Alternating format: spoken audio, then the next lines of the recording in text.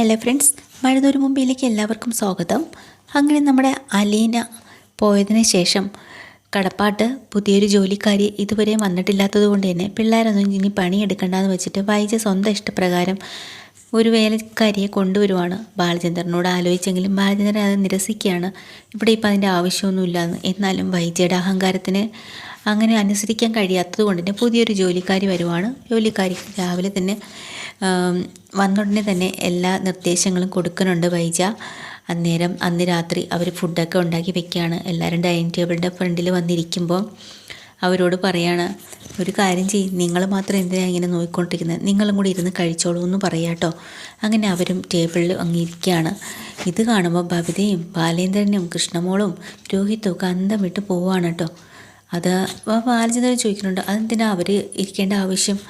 അല്ല, അത് പിന്നെ ഇരുന്നോട്ടെ, ഞാനായിട്ട് ഇനി കുറയ്ക്കുന്നില്ല. നേരത്തെ ഇവിടെ നിന്ന് ജോലിക്കാരി ഇതുപോലെ ഡൈനിങ് ടേബിളിൽ ഇരുത്തില്ല എന്ന് പറഞ്ഞ് ഞാൻ ഒത്തിരി പരാതി കേട്ടിട്ടുണ്ട്, അതുകൊണ്ടാണെന്ന്. അപ്പോഴാണ് ബാലേന്ദ്രൻ പറഞ്ഞത്, നീ അലീന എന്ന് പറയുന്ന ജോലിക്കാരി പോലെ കണ്ടവൾ ഇവിടെ വന്നപ്പോൾ നീ അങ്ങനെ ചെയ്തില്ലായിരുന്നല്ലോ, പിന്നെ എന്തിനാ ഇപ്പം അത് ചെയ്തത്? അതാ ഞാൻ പറഞ്ഞത്, അത് ചെയ്യാത്തപ്പോൾ നിങ്ങൾക്കൊക്കെ വലിയ പരാതിയായിരുന്നില്ലേ, അതുകൊണ്ടാണ് ഞാനിത് ചെയ്തതെന്ന് പറയാം. ബാലേന്ദ്രൻ പറയുന്നുണ്ട്, അങ്ങനെയെങ്കിലേ ആ ശീലം ഞങ്ങൾ അങ്ങനത്തെ മാറ്റി. പിന്നെ അങ്ങനെയാണെങ്കിൽ ഞങ്ങളൊരു കാര്യം ചെയ്യാം, നീ കൊണ്ടുവന്ന ജോലിക്കാരുടെ കൂടെ നീ തന്നെ ഇത് ആഹാരം കഴിക്കുക, ഞാനും എൻ്റെ മക്കളും വേറെ ഡൈനിങ് ടേബിളിലേക്ക് മാറിക്കൊള്ളാമെന്ന് പറഞ്ഞ് മാറിയിരിക്കാൻ പോവാണ് കേട്ടോ. അന്നേരം കൃഷ്ണമ്മൾക്ക് സത്യം പറഞ്ഞാൽ ദേഷ്യം വരുന്നുണ്ട്. കൃഷ്ണമ്മൾ ആ ജോലിക്കാരോട് ചോദിക്കുന്നുണ്ട്, ചേച്ചി നിങ്ങൾക്ക് ഇത്രയും കണ്ടിട്ടൊന്നും മനസ്സിലായില്ലേ, കുടുംബം കലക്കാനാണോ നിങ്ങൾ വന്നേക്കുന്നത്?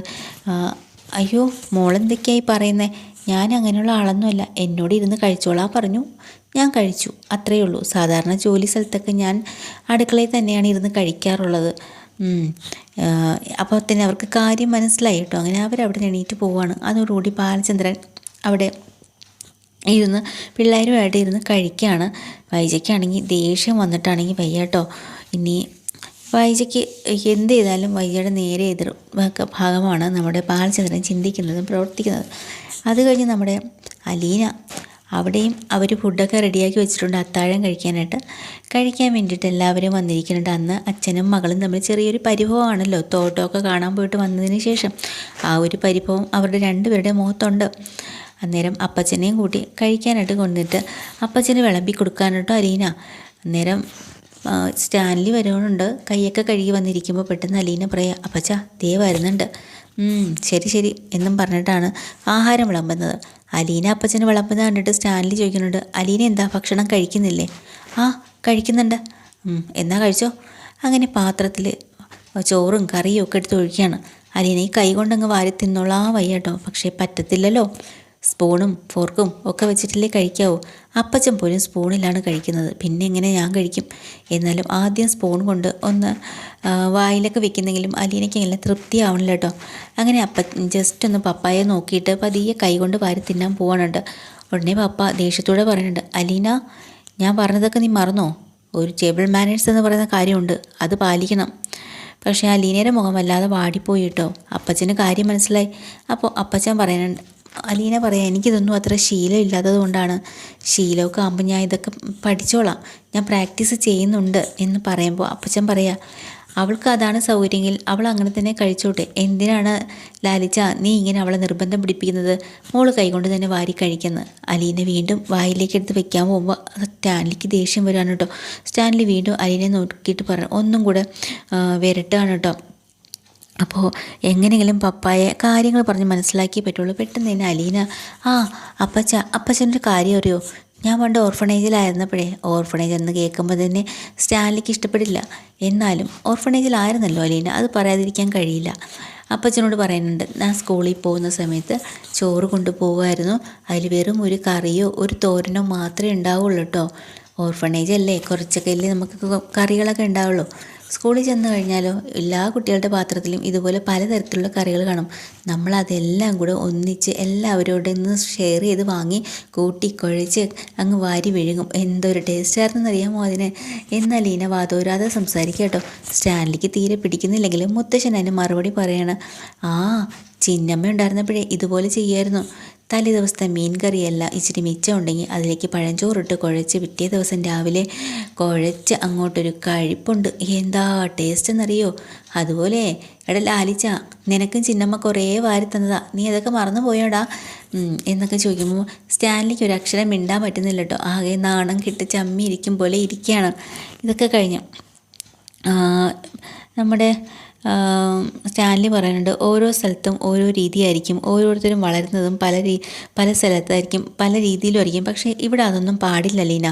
ഇവിടെ ഞാനൊരു ഡിസിപ്ലിൻ കീപ്പ് ചെയ്തിട്ടുണ്ട്, അതനുസരിച്ച് വേണം മുന്നോട്ട് പോകാനായിട്ട്. പറഞ്ഞ് മനസ്സിലായല്ലോ പറഞ്ഞ് വഴക്ക് പറയണം കേട്ടോ. എല്ലാം കഴിഞ്ഞ് ഫുഡൊക്കെ കഴിഞ്ഞ് അലീന കിടക്കാൻ വേണ്ടിയിട്ട് ബെഡൊക്കെ വിരിച്ചുകൊണ്ട് നിൽക്കുന്ന സമയത്ത് ഡോറിൽ മുട്ട കേൾക്കുകയാണ്. ചെന്ന് നോക്കുമ്പോൾ പപ്പായാണ്. മോള് ഉറങ്ങാറായോ എന്ന് ചോദിക്കുകയാണ് കേട്ടോ. ഞാൻ ഉറങ്ങാൻ തുടങ്ങായിരുന്നു പപ്പ. എന്നാ ഉറങ്ങിക്കോ. അല്ല പപ്പ എന്തിനാ വന്നത്? ഞാൻ അകത്തേക്ക് കയറിക്കോട്ടെ? ആ വായോ. അങ്ങനെ പപ്പായ അകത്തേക്ക് കയറി വിളിക്കാനുണ്ട്. എന്നിട്ട് പതിയെ സ്റ്റാൻലി അലീനയോട് പറയുന്നുണ്ട്, അലീന ഞാനിവിടെ ചില ഡിസിപ്ലിനും കാര്യങ്ങളൊക്കെ ഉണ്ടാക്കി വെച്ചിട്ടുണ്ട്, അത് അങ്ങനെ തന്നെ കീപ്പ് ചെയ്ത് പോകണം, അതിലൊരു മാറ്റവും വരുത്താൻ ഞാൻ സമ്മതിക്കില്ല, എനിക്കത് ഇഷ്ടമല്ല, എൻ്റെ കൂടെ നിൽക്കുന്നവർ അത് പാലിച്ച് തന്നെ ആവണമെന്ന് പറയാനുണ്ടോ. അപ്പോൾ അലീന പപ്പയോട് പറയുന്നുണ്ട്, പപ്പ ഈ ഡിസിപ്ലിൻ എന്ന് പറഞ്ഞാൽ എന്താ? ഇവിടെ ശരിക്കും പറഞ്ഞാൽ അങ്ങനെ ഒരു സംഭവം ഇല്ല. ഊണുമേശയിലോ കിച്ചണിലോ റൂമുകളിലോ ഇവിടെ ആർക്കും ഒരു ഡിസിപ്ലിനും ഇല്ല. അതെന്താ നീ അങ്ങനെ പറഞ്ഞത്? ഡിസിപ്ലിനോട് കൂടിയല്ലേ ഇവിടെ ജീവിക്കുന്നത്, ഇതാണോ ഡിസിപ്ലിൻ? ഇതൊരു തരം അടിമപ്പെടുത്തൽ പോലെയാണ് എനിക്ക് തോന്നുന്നത്. എന്താ അലീന നീ അങ്ങനെ പറഞ്ഞത്? അല്ലെന്നേ, ഇവിടെ ഇപ്പോൾ നീ എന്താ പപ്പ എന്നെ എന്താ കാണിക്കുന്നത്? എപ്പോൾ നോക്കിയാലും കയ്യിലൊരു മദ്യക്കുപ്പിയോ അല്ലെങ്കിൽ പുക വലിക്കുന്ന സാധനമോ കയ്യിൽ കാണും. ഇതൊക്കെ ഡിസിപ്ലിൻ്റെ ഇതാണോ? ഇവിടെ ആഹാരം കഴിക്കുന്നിടത്ത് അവനവൻ്റെ സ്വാതന്ത്ര്യത്തിന് അത് കഴിക്കാൻ സാധിക്കുന്നില്ല. അതും ഓരോരുത്തർ പറയണ അനുസരിച്ച് അങ്ങനെ പെട്ടെന്നൊക്കെ പപ്പ വർഷങ്ങളായിട്ട് നമ്മൾ പാലിച്ചു വരുന്ന ശീലങ്ങളങ്ങ് മാറ്റാൻ പറ്റുമോ? പറ്റില്ല. പിന്നെ ഡിസിപ്ലിൻ്റെ കാര്യമൊക്കെ പറഞ്ഞില്ലേ, ഇവിടെ അങ്ങനെ ഒരു സംഭവം ഇല്ല. പിന്നെ അതൊക്കെ ഗംഗാധരൻ അങ്കിളിനെ കണ്ടുപിടിക്കണം, അതാണ് ശരിക്കും പറഞ്ഞാൽ യഥാർത്ഥ പട്ടാളക്കാരനെ ചെയ്യുന്ന ഡിസിപ്ലിൻ. അപ്പോൾ പെട്ടെന്നൊരു കുശുമ്പ് വരുന്നുണ്ട് നമ്മുടെ സ്റ്റാൻലിക്ക്. ഗംഗാധരൻ അങ്കിളിനെ അറിയില്ലേ പപ്പായ്ക്ക്? ആ അറിയാം, ഓർമ്മയുണ്ട്.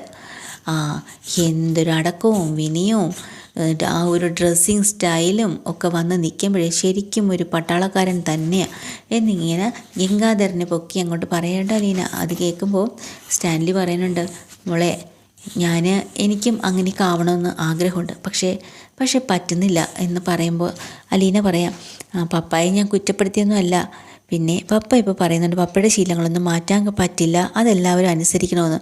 അത് ശരിയാണോ? ഒന്ന് ആലോചിച്ച് നോക്ക്. അതുപോലെ എല്ലാവരും ജീവിച്ച രീതിയും ശീലിച്ച് വന്ന കാര്യങ്ങളും ഒക്കെ ഇല്ലേ, അവർക്കും പെട്ടെന്ന് അവരുടേതായിട്ടുള്ള കാര്യങ്ങൾ മാറ്റാൻ പറ്റുമോ? ചിന്തിച്ച് നോക്ക്, അത്രയേ ഞാൻ പറഞ്ഞോളൂ എന്ന് അലീന പറയാട്ടോ.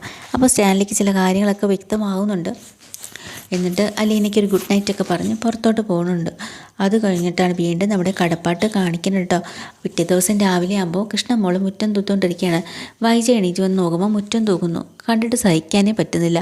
പെട്ടെന്ന് തന്നെ കൃഷ്ണ അകത്തേക്ക് ചെന്ന് അമ്മയ്ക്കൊരു ചായ ഇട്ട് കൊടുക്കുന്നു. പിന്നെ ബബിത എന്തിയടിയും ചോദിക്കുകയാണ് കേട്ടോ. ബബിത നോക്കുമ്പോൾ അടുക്കളയിലുണ്ട്. കൂടെ തന്നെ രോഹിത്തും ഉണ്ട് കേട്ടോ. രണ്ടുപേരും ഓരോ പാചകത്തിൽ ഏർപ്പെട്ടിരിക്കുകയാണ്. അങ്ങനെ നമ്മുടെ വൈജ ചെന്ന് വഴക്ക് പറഞ്ഞു, നിങ്ങൾക്കൊക്കെ എന്തിൻ്റെ കേടാ എന്നൊക്കെ ഇങ്ങനെ ചോദിക്കാൻ കേട്ടോ. അത് കഴിഞ്ഞാണെങ്കിൽ വൈജയാണെങ്കിൽ ഇങ്ങനെ ഒരു കപ്പ് ചായ കൊണ്ട് കൊടുക്കുന്ന സമയത്ത് വൈജ എന്ത് ചോദിക്കുന്നുണ്ട്, അമ്മേ കൃഷ്ണമോള് ചോദിക്കുന്നുണ്ട്, അമ്മേ എങ്ങനെയുണ്ട് ചായ? അന്നേരം കൊള്ളാം നന്നായിട്ടുണ്ടെന്ന് പറയുമ്പോഴും ഇത് അലീന ചേച്ചിയുടെ പ്രിപ്പറേഷനാണ്, അലീന ചേച്ചിയാണ് നമുക്കിതെല്ലാം പഠിപ്പിച്ചതെന്ന് പറയാം കേട്ടോ. ഏത് നേരം നോക്കിയിട്ട് അലീന ചേച്ചി അവൾ നാശം പിടിക്കാൻ പോയല്ലോ, എന്നിട്ടും പിന്നെ അവളുടെ പേര് പറയണത് എന്തിനാന്ന് ചോദിക്കുമ്പോൾ കൃഷ്ണ പറയാം, ഓ പേര് പറയാൻ പാടില്ലല്ലോ അല്ലേ, പക്ഷെ മനസ്സിലുണ്ടല്ലോ എന്നിങ്ങനെ കൃഷ്ണ മോള് പറയാൻ കേട്ടോ. അത് കഴിഞ്ഞിട്ടാണെങ്കിൽ അകത്ത് കൃഷ്ണ നമ്മുടെ രോഹിത്തിനും അമ്മയുടെ ചില കാര്യങ്ങളൊക്കെ ദേഷ്യം പറഞ്ഞിട്ടുണ്ട്. രോഹിത് പറഞ്ഞിട്ട് ഇതൊരു സമാധാനമായിട്ടും സ്വസ്ഥമായിട്ടും ജീവിക്കാനെന്ന് സമ്മതിക്കില്ലേ അമ്മേ എന്ന് ചോദിക്കുകയാണ് കേട്ടോ. അതുമാത്രമല്ല ആഹാരം പാകം ചെയ്ത് കഴിക്കുന്നതിൽ എന്താ ഇത്ര തെറ്റ്? നമ്മൾ നമ്മുടെ ഇഷ്ടത്തിനനുസരിച്ച് ബാക്കി രുചിയായിട്ട് കഴിക്കണമെങ്കിൽ നമ്മൾ തന്നെ ഉണ്ടാക്കിയാലല്ലേ പറ്റത്തുള്ളൂ എന്നിങ്ങനെ ബബിത രോഹിത്തും കൂടെ പറയാൻ കേട്ടോ. അപ്പോൾ ഇതെല്ലാം അവരുമായിട്ട് ചെറിയൊരു തർക്കമൊക്കെ ഉണ്ടാക്കിയിട്ട് നമ്മുടെ വൈജയ്ക്കാണെങ്കിൽ നല്ല ദേഷ്യം വരണം കേട്ടോ. വൈജ എന്താ ചെയ്യുന്നത് വെച്ചാൽ നേരെ ജോലിക്കാരുടെ റൂമിലേക്ക് ചെല്ലാണ് കേട്ടോ. അപ്പോൾ റൂമിലേക്ക് ചെല്ലുമ്പോഴത്തേനും നമ്മുടെ അതിനുമ്പേ ഭയഭൂതിയായിട്ട് ചോദിക്കുന്നുണ്ട് ഇതൊക്കെ ഇങ്ങനെ പഠിച്ചതെന്ന്. അപ്പോൾ അലീനയുടെ കൂടെ നിന്ന് ഞാൻ ഇതെല്ലാം പഠിച്ചതെന്നെല്ലാം പറയുകയാണ്. അത് കഴിഞ്ഞിട്ട് തന്നെ ജോലിക്കാർ നല്ല ഉറക്കം കേട്ടോ. അവിടെ ചെന്നിട്ടാണെങ്കിൽ വിളിച്ചുണർത്തുന്നുണ്ട് അവരെ. എന്നിട്ട് അവരോട് ചോദിക്കുന്നുണ്ട് നീ ഇതുവരെ എണീറ്റില്ലായിരുന്നോ? ആ മണിയായോ? ഞാൻ 6 മണി 6:30 ആകുമ്പോഴേ എണീക്കത്തുള്ളൂ എന്ന് പറയുമ്പോൾ വൈജ പറയണ്ട അതൊന്നും പറ്റത്തില്ല, ഇവിടെ 5:30 ആകുമ്പോൾ തന്നെ എണീറ്റാലേ പറ്റത്തുള്ളൂ. അയ്യോ അതൊന്നും നടക്കില്ല മാഡം, ഞാൻ എന്തായാലും ഒരു 6:15 എണീക്കാൻ നോക്കാമെന്നൊക്കെ പറയാം. അത് കഴിഞ്ഞിട്ട് വൈജ പറഞ്ഞിട്ടുണ്ട് നീ എവിടെയാണ് കിടന്നുറങ്ങിയത്? ഈ കട്ടിലിലാണോ? അതെ, ഞാൻ നിനക്ക് പരമ്പും തലകണയൊക്കെ തന്നല്ലേ, തറയിൽ കിടന്നാൽ മതി എന്ന് പറഞ്ഞല്ലേ, പിന്നെ എന്തിനാ നീ കട്ടിലിൽ കിടന്നേ? അയ്യോ എൻ്റെ ചേച്ചി, എനിക്ക് നടുവേദനയ്ക്ക് ഉള്ളതാണ്, അതുകൊണ്ട് തന്നെ എനിക്ക് കട്ടിലിൽ കിടക്കാൻ പറ്റത്തുള്ളൂ എന്നൊക്കെ ഇങ്ങനെ അവർ പറയുന്നുണ്ട്. ശരി ശരി പെട്ടെന്നാവട്ടെ, ജോലിയും കാര്യങ്ങളൊക്കെ പെട്ടെന്ന് ചെയ്തോളണം, പിള്ളേർക്കൊക്കെ പഠിക്കാനും ഒക്കെ പോകേണ്ടതാണ്. അങ്ങനെ അവർ വന്ന് ജോലിയൊക്കെ ചെയ്തുകൊണ്ടിരിക്കുന്ന സമയത്ത് ബൈജിയെടുത്ത് പറയാനുണ്ട്, ആ ചേച്ചി പിന്നെ ഇവിടെ ഫ്രിഡ്ജിലാണെങ്കിൽ ഇറച്ചിയോ മീനോ ഒന്നും ഇരിപ്പില്ല കേട്ടോ. നീ ഒരു കാര്യം ചെയ്യും, ഇല്ലാത്ത സാധനങ്ങളുടെയൊക്കെ ലിസ്റ്റിങ് എഴുതി തന്നേരെ, ഞാനത് വാങ്ങിച്ചുകൊണ്ട് തരാം. ശരി ചേച്ചി. പിന്നെ ഒരു കാര്യം പറഞ്ഞേക്കാം, എന്നെ ഈ ചേച്ചി ചേച്ചി എന്നുള്ള വിളി അങ്ങ് നിർത്തിയേക്കണം കേട്ടോ. പിന്നെ എന്നെ ശരിക്കും പറഞ്ഞാൽ നീ അങ്ങനെ വിളിക്കേണ്ട ആവശ്യമൊന്നുമില്ല, ഒന്നീ മാഡം അല്ലാന്നുണ്ടെങ്കിലേ കൊച്ചമ്മാന്ന് വിളിച്ചോളണം, പറഞ്ഞേട്ടോ. ശരി, ഇല്ലെങ്കിലേ പ്രശ്നമാവും. അതുകൊണ്ടാണ് ഞാൻ പറഞ്ഞത്. ശരി, ഞാൻ പിന്നെ അങ്ങനെ തന്നെ വിളിച്ചോളാമെന്ന് ജോലിക്കാർ പറയാട്ടെ. കൃഷ്ണമോളും ഭവിതയും കൂടെ ഇങ്ങനെ അകത്ത് നിന്ന് ഇവരെ അന്തം വിട്ട് നോക്കിക്കൊണ്ട് നിൽക്കുകയാണ്. ഇത്രയാണ് ഇന്നത്തെ എപ്പിസോഡ്. കാണുക ഡീറ്റെയിൽഡ് എപ്പിസോഡ് വീണ്ടും വരാൻ. ചാനൽ ഇഷ്ടമായി ലൈക്ക് ചെയ്യുക, ഷെയർ ചെയ്യുക, സബ്സ്ക്രൈബ് ചെയ്യുക. താങ്ക്